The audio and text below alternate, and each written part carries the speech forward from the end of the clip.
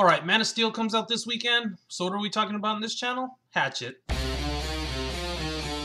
Alright, everybody, hope you guys are doing good out there in YouTube land.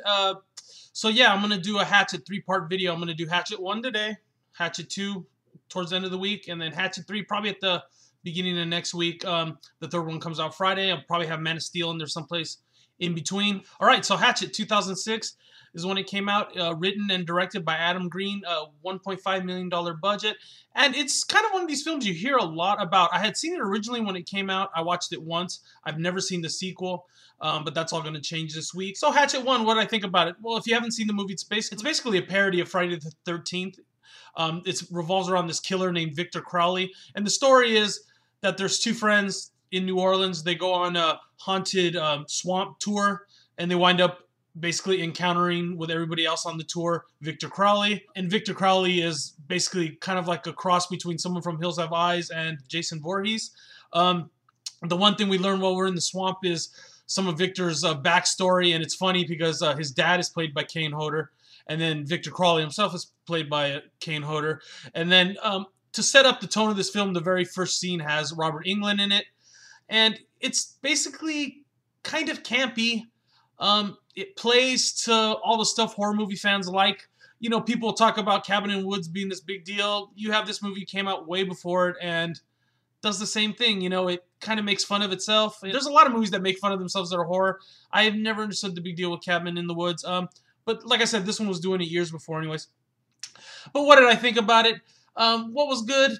Some of the gore was good. That was alright. And it is pretty funny. It's intended to be funny, and it is funny, so it did succeed on that level. Some of the acting is alright. The script is pretty good. The scripting, the dialogue is, there's some pretty funny lines in this film. But then it breaks down into certain scenes, and they're just hard to watch, namely when the boat crashes. It's not really a spoiler, but when the boat crashes, that scene is just, oh god, it's horrible. And as far as Victor Crowley goes, like I said, he's big, he's crazy. The makeup effects are probably slightly intended to be cheesy. I don't believe there's any CGI in this film, at least that I detected. I mean, doesn't have a strong presence, at least. But one thing I hated about this film was that you could just totally tell this was shot on a set.